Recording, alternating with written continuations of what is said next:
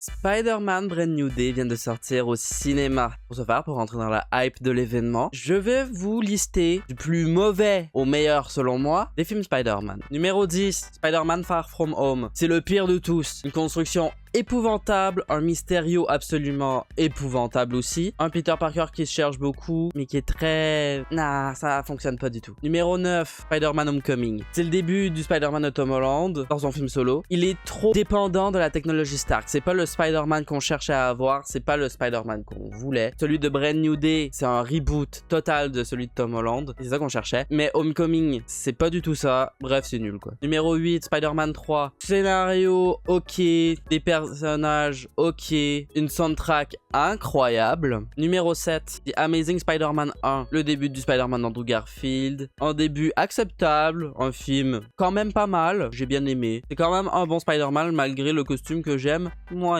Numéro 6, Spider-Man No Way Home. Si tu enlèves les méchants et les deux autres Spider-Man, le film n'a pas grand intérêt. Numéro 5, Spider-Man 2. Juste incroyable. Scène du train. Incroyable. Dr. Octopus. Incroyable. La recherche d'identité de Peter Parker dans le film. Incroyable. Ce film est génial. Numéro 4, Spider-Man 1. Je préfère le 1 ou 2. J'adore le bouffon vert. J'adore l'alchimie méchant gentil du bouffon vert et de Spider-Man. J'adore les débuts des héros. Spider-Man 1, 4ème place. Numéro 3, The Amazing Spider-Man 2. Vous allez m'insulter. Et juste les scènes de voltige. Moi, j'ai vachement aimé les méchants. À part le design du gobelin vert, évidemment. J'ai kiffé le film. Personne lui a donné sa chance. Oui, il y avait beaucoup de choses dedans. Mais c'était peut-être pour annoncer une suite. Vous avez tellement été de mauvaise foi qu'il n'y a pas eu de suite. Il va en 3ème position. Numéro 2, Spider-Man Across the Spider-Verse. Une animation incroyable. Scénario de fou. Mais je le trouve moins bien que celui qui est à la 1ère position, qui est Spider-Man Into the Spider-Verse. Je vous en ai parlé dans mon top 10 des films. Est-ce que j'ai vraiment besoin de me répéter à ce sujet? Si vous l'avez pas vu, c'était le dernier réel que j'ai sorti. Moi, c'est Kitty Wake. Je parle de pop culture assez souvent. Donc, si tu aimes bien mon contenu, abonne-toi.